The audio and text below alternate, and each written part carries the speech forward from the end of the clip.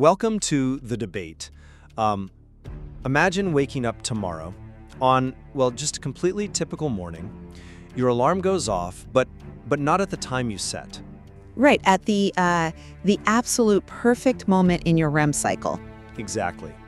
Calibrated entirely by the sleep data your smartwatch collected overnight. And, as you reach for your phone, suggestions are already waiting for you. Yeah, like a meditation app recommending a 5-minute breathing exercise specifically because it noticed your heart rate was erratic around, say, 300 a.m. Right. And then you get to the kitchen. Your smart fridge displays this breakfast recommendation tailored exactly to what you usually crave when you're starting the day at a caloric deficit.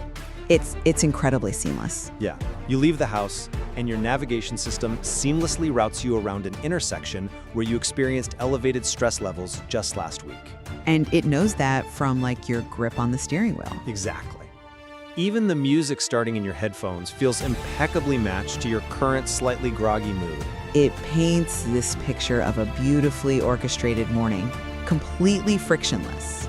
But if you are listening to this and thinking, wow, that sounds incredibly convenient, I'd really urge you to look a little closer. Because the seamlessness is exactly what makes this ecosystem so worthy of our scrutiny. Yeah, everything feels natural, but none of it is random. No, it's not random at all. It's artificial intelligence deeply integrated into our minute-by-minute routines.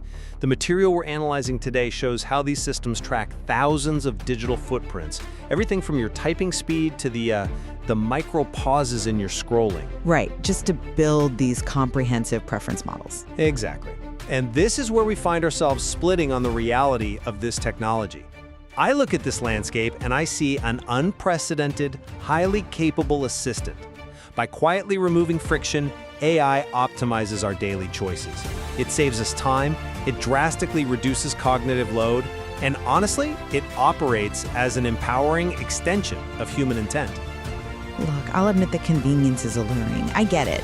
But we can't ignore the underlying mechanism of how that convenience is delivered. Which is? Well, by quietly removing that very friction you're praising, AI is actually exploiting our deepest psychological vulnerabilities. You think it goes beyond predicting? I do. It isn't just predicting our behavior, it's subtly steering it.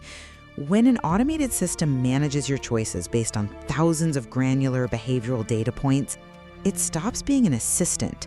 It becomes the invisible captain of your life.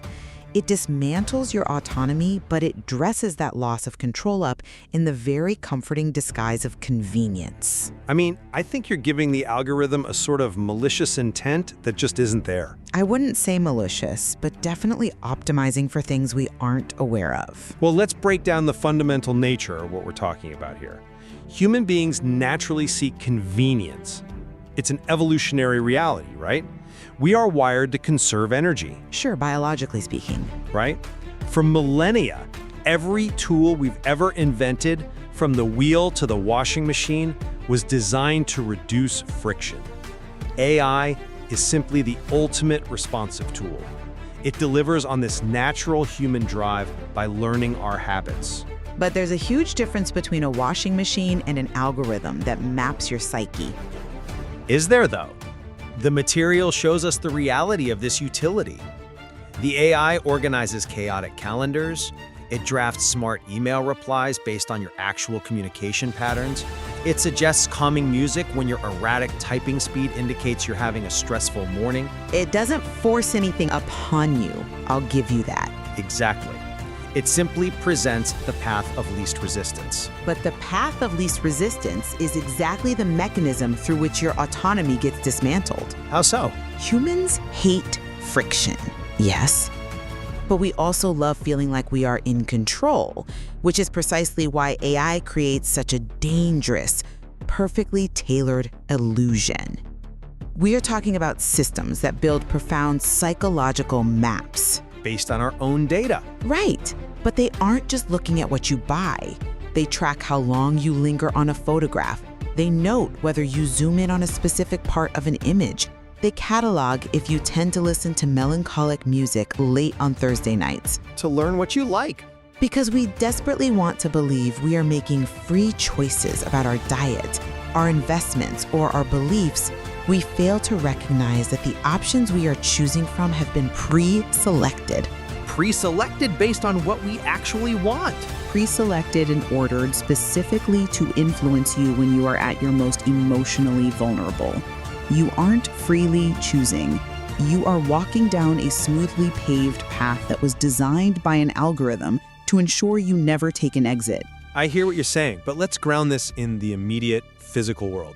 Let's look at daily logistics and purchasing habits, because the utility of these preference models is staggering when applied correctly. Staggering is one word for it. Take a highly relatable example from our source material. Suppose a user searches the phrase, "Why am I always tired?" Yeah, a very common search. Exactly. Now, 10 years ago, you'd get a generic list of web pages. Today, the AI doesn't just process the text characters. It cross-references that search with the user's age, their geographic location, their recent grocery purchases, and, like we mentioned, even their typing speed. Right, it pulls in everything. It connects these dots in milliseconds and offers highly relevant, actionable solutions. Maybe it recommends a specific vitamin deficiency test, or suggests a new mattress because it knows your current one was purchased 8 years ago. And you don't see an issue with that? Think about it this way. If you had a human assistant who noticed you looked exhausted, remembered you hadn't slept well, and handed you a cup of coffee and a vitamin, you would call that excellent, intuitive service. That's a huge leap, comparing software to human empathy. You wouldn't call it manipulation. Why is a digital system connecting those exact same dots any different? I really have to push back on the idea that this is just a digital butler handing you coffee. Let me tell you why that analogy falls completely short. Go ahead. A human assistant brings you coffee because they empathize with your fatigue. They want you to feel better. The AI, on the other hand, is running a continuous reinforcement learning loop. It isn't empathizing. It is cataloging your hesitation and figuring out how to leverage it. Leveraging it to give you what you asked for. Let's look at the shopping behavior data from our material. Say you're looking at a pair of expensive running shoes at 2 p.m. You add them to your cart, but you don't buy them. Pretty standard behavior. Right. A human assistant might say, "Hey, those are nice. Maybe get them later." The AI notes your hesitation. But more importantly, it maps your circadian rhythm against millions of similar users. To optimize the offer. It knows that your cognitive defenses drop significantly when you are tired. So it deliberately waits. It holds back. It waits until 11:30 p.m. when it has statistically proven that your impulse control is at its absolute lowest to present those exact same shoes. With a discount. Yes, with a limited time discount notification that triggers a sense of urgency. It leverages the customers also bought feature not to serve your needs, but to capitalize on a statistically predicted vulnerability window. A human assistant doesn't hide in the shadows waiting for your moment of maximum psychological weakness to sell you a mattress. Okay, I'll admit, framing it as hiding in the shadows makes it sound unnerving. But let's look at the actual outcome of that interaction. The outcome is a manipulated purchase. The timing of the offer, even if we concede that it's mathematically optimized for when you are most likely to accept it, doesn't negate the utility of the product. You wanted the shoes, you were looking at the shoes. But did you want to buy them at that exact moment? At 11:30 p.m., you got the shoes, and you got them at a discount. The outcome is positive for the user. We can't let the sophistication of the delivery mechanism blind us to the fact that the friction of the transaction was drastically reduced. If the only thing at stake was a pair of running shoes, I might actually agree with you. But it doesn't stop at shoes. So where does it cross the line? The exact same algorithmic architecture that figures out how to sell you sneakers at midnight is being deployed on your internal emotional landscape. If the algorithm can manipulate a purchase, it can use those exact same behavioral hooks to manipulate how you feel about yourself. I think manipulate is just the wrong word here. The material clearly shows us that AI legitimately helps regulate mood. Regulate or dictate? Regulate. In a world that is increasingly chaotic, having a responsive tool that acts as an emotional buffer is incredibly valuable. If the system detects elevated anxiety before bed, based on your rapid scrolling patterns, your engagement with heavy news topics, or your heart rate data, it actively curates calming content. It shifts your feed. Yeah, it shifts your feed toward nature videos or lighter reading.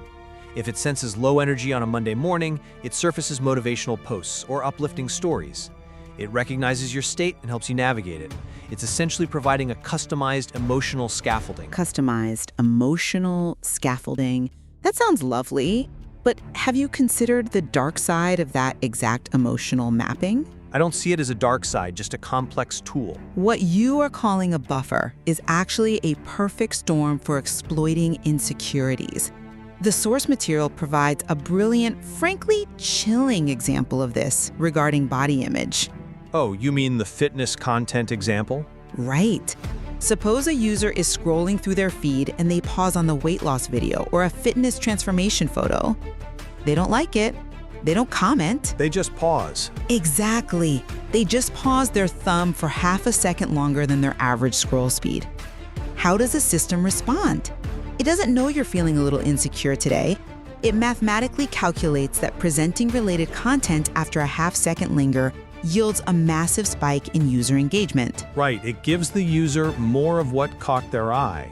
So it floods your feed with more transformation stories, extreme diet plans, supplement advertisements, and gym memberships. Because the user demonstrated an interest. Look at the mechanism. Think of it like a thermostat. A normal thermostat just reads the temperature of the room and reacts to keep you comfortable. Okay, and this is different how? This is an algorithmic thermostat. It reads your emotional temperature, realizes that making you feel slightly inadequate keeps you staring at the screen, and actively alters your environment to keep your internal furnace burning. I think that's attributing way too much malice to a matching engine. To use another analogy, it is like a salesperson noticing that you feel self-conscious about your appearance and responding by immediately locking the doors and surrounding you with funhouse mirrors and diet pills. Oh, come on. Locking the doors? It plants seeds of dissatisfaction so deeply and so consistently that you eventually buy into the ecosystem, entirely believing getting that supplement was your idea. It amplifies your insecurities to drive engagement. I have to push back hard on that, because your argument essentially strips the user of all agency. The AI is responding to an organic, pre-existing interest. But it distorts that interest. It didn't invent the user's curiosity about fitness. If you pause on fitness content, you are demonstrating curiosity. The AI uses vector embeddings. It basically maps your interests on a multi-dimensional grid to find perfectly adjacent content. And often extreme adjacent content. Yes, the volume of content increases, but this is a feature of a tailored information landscape, not a bug. The AI gives users just enough information to keep them engaged with topics they are naturally gravitating toward. But the gravity is artificial. Is it? Which brings us to perhaps the most profound implication of this technology, how it shapes our worldviews and our sense of normalcy. This is the critical part. Before AI, our worldviews were shaped by our local community, our specific newspapers, our peer groups. What the AI does is personalize this on a massive scale. Hyper-personalize it, yes. If a user starts engaging with content about, say, financial independence or a specific political philosophy, they are exploring their own mind. If you are genuinely engaging with complex topics or strong opinions, isn't the algorithm simply reflecting your authentic self back to you? I'm not sure I agree with that interpretation at all. The reflection is fundamentally distorted because the AI is not a neutral mirror. Mirrors don't have a financial incentive. The AI is an optimization engine. An optimization engine designed to serve the user. And we need to be very clear about what that means. An optimization engine has one mathematical goal: maximize the time you spend on the platform. It doesn't care if it achieves that goal through joy, education, or absolute outrage. But it learns what the user prefers. If the user prefers joy, it shows joy. It learns which emotional triggers work best to hijack your attention. As the material notes, the system constantly runs A/B tests on your psyche. Testing responses, sure. It tracks whether you respond most strongly to hope, belonging, fear, or anger.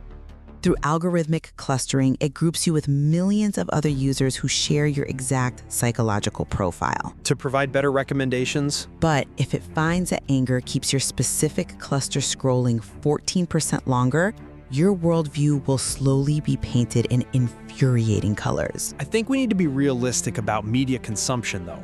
Sensationalism existed long before algorithms. True, but sensationalism used to be a broadcast model. Everyone saw the same sensational headline. Now it's a precision-guided munition. That's a strong phrase. Over time, because of this clustering, certain extreme ideas start feeling obviously true to the user. But if we look at the mechanics, they don't feel true because the user has deeply researched them or because they are objective facts. So why do they feel true? They feel true because they have been consistently presented in the most convincing format possible, precisely at the moments when behavioral data suggests the user is at peak receptivity. It subtly updates your fundamental sense of what is normal or important in the world without you ever realizing the baseline has moved. Okay, I will concede that the echo chamber effect is real, and it's something we definitely have to manage. But again, you're looking entirely at the downside of this curation. Let's look at the flip side of that algorithmic clustering. Which is what? By comparing your behavior with millions of other people similar to you, the system predicts what you will find uniquely valuable. It can connect a user with a niche supportive community they would have never found in their physical geography. I'll grant that it can find communities. The fact that the system knows your strong moments, like morning motivation, and your weak moments, like late-night doom scrolling, means it can effectively curate a vast, overwhelming digital universe into a manageable, highly relevant stream. Without this curation, the modern internet is completely unusable. Usable for whom, though? The intention behind the curation matters entirely. Your local community or your physical peer group might shape your worldview, but your friends aren't running an algorithm designed to maximize your time on page or drive affiliate purchases. They aren't monetizing your friendship, true.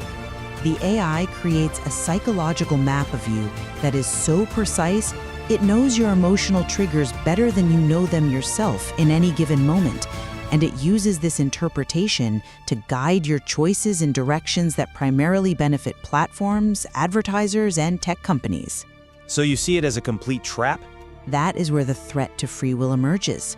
You follow the current it creates, believing it's your own natural flow, while the hydroelectric dam down the river is harvesting all the energy. That's a really great metaphor, but the fact that companies benefit from your engagement does not mean the user doesn't also derive massive, tangible value. The water still gets you down the river. The value is real, but the cost is high. This brings us to the crucial pivot in our discussion today, how we exist alongside this technology moving forward. Right, we can't just opt out entirely. Exactly. My view remains that artificial intelligence is a profoundly powerful assistant. It simplifies life, it removes friction, and it caters to our needs with an elegance we have never seen before in human history. The convenience is definitely historically unprecedented. The caveat, and this is a vital one drawn directly from the material we're discussing, is that we must actively choose to be the conscious driver. The technology itself is not the problem. The lack of user awareness is the problem. On that point, I think we actually find some real convergence. Really? Yeah. I still firmly maintain that because the AI is so incredibly skilled at interpreting our digital footprints, it acts as a constant looming threat to our autonomy. If we slip into becoming a passive passenger, our free will is quietly dismantled. But if we don't? Then I agree with the central solution presented in the material. Cultivating intense self-awareness is our only real defense. If you understand the mechanisms, if you know about the statistical spikes, the optimization engines, and the vulnerability windows, you can protect yourself. Exactly. To prevent the AI from becoming the invisible captain of our days, we have to establish a rigorous habit of active questioning. Pausing before you click. Or read this if no one was putting it directly in front of me. And critically, does this choice match my long-term values, or does it just perfectly match a temporary mood that was predicted by the system? Right. When you realize how deeply and mathematically AI interprets your data, you actually gain the power to pause. The data is yours. The interpretation of that data by the algorithm is incredibly powerful, but human awareness allows you to intercept that process. You can recognize the algorithmic thermostat and just decide you don't want the heat turned up. It is a profoundly complex technological reality we are navigating right now. We don't need to reject the technology and throw our devices into the ocean, but we do need to use them with open eyes and an understanding of the mechanics underneath the glass. Which really brings us back to where we started today, that typical modern morning. Right. The perfectly timed sleep alarm, the personalized breathing exercise, the incredibly seamless commute. It's all there waiting for you. We encourage you as you go through your own routine today to truly observe it. Notice the automatic choices. Notice the frictionless suggestions popping up on your screens. Look at the timing of the advertisements you see. And ask yourself, are you actively authoring your own story today, or are you just walking down a very smoothly paved path?